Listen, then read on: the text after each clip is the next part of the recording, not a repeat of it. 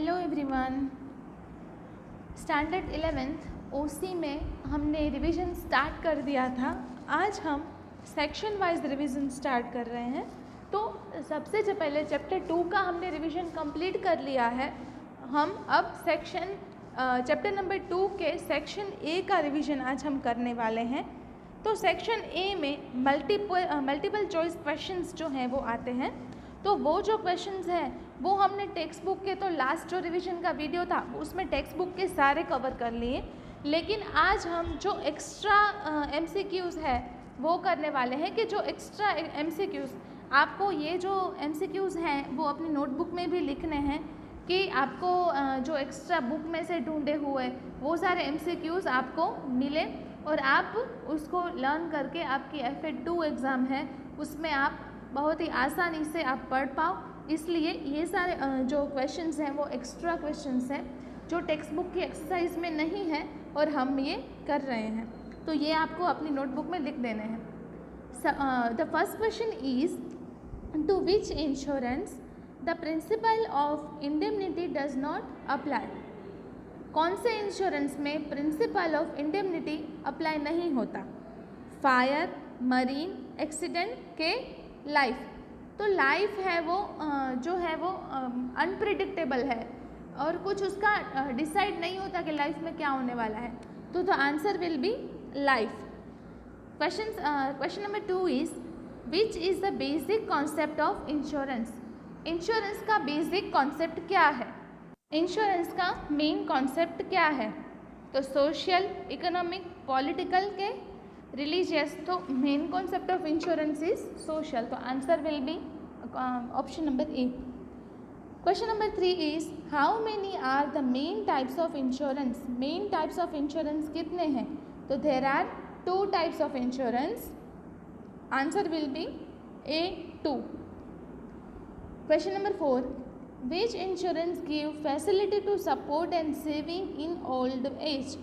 Old age के लिए हमने देखा था कि कौन सी जो इंश्योरेंस फैसिलिटी है वो सपोर्ट करती है, तो वो है एंडोमेंट, होल लाइफ, जनरल के fire. So the answer will B endowment policy जो ओल्ड एज में सपोर्ट करती है। Question number 5 is, what is the name of return contract of insurance. Return contract of insurance का name क्या है? Return contract of insurance, तो premium, insurance policy, document के contract. Answer will B insurance policy.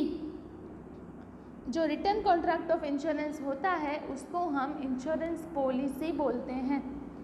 Question number 6 is, which matter does not apply to life insurance.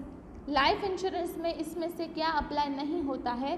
तो the principle of utmost good faith, the principle of insurable interest, the principle of subrogation, and none of above. So the answer will be the principle of subrogation.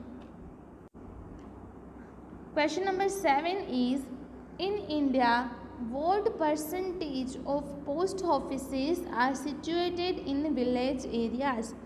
India में कितने % post offices जो हैं वो village area में situated है? 50%, 70%, 80% कि 90%? तो इसमें से कौन सा आंसर आएगा? कितने %? तो 90% विल बी द आंसर। कि in India 90% of post offices are situated in a village areas. 90% जो पोस्ट ऑफिस है वो विलेज एरिया में है। तो answer will be option number D. हमने यहाँ पे 7 क्वेश्चंस कंप्लीट किए। 8th question is, in the time period of national saving certificate is how many year। National saving certificate का टाइम पीरियड कितने ईयर्स का है? 1 और 2, 5 और 10, 10 और 15 के 3 और 5? आंसर विल बी 5 और 10। नेशनल सेविंग सर्टिफिकेट का टाइम पीरियड जो है वो 5 और 10 ईयर्स का है। Question number 9 is, the go down stores goods and increases below mention utility. तो इसको क्या बोलते हैं? टाइम, प्लेस, फॉर्म के ऑल। तो go down stores goods and increases below mention facility, तो मतलब गो डाउन क्या जो फैसिलिटी वो बढ़ाता है, तो गो डाउन जो है वो टाइम की जो फैसिलिटी है वो इंक्रीज करता है।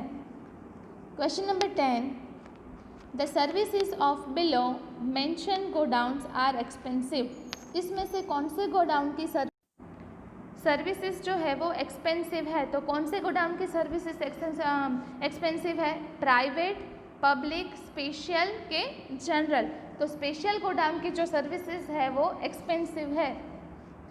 Answer will be C, option number C is the answer of that question. तो हमने जो 10 क्वेश्चंस हैं वो रिवीजन के वो कंप्लीट किए हैं।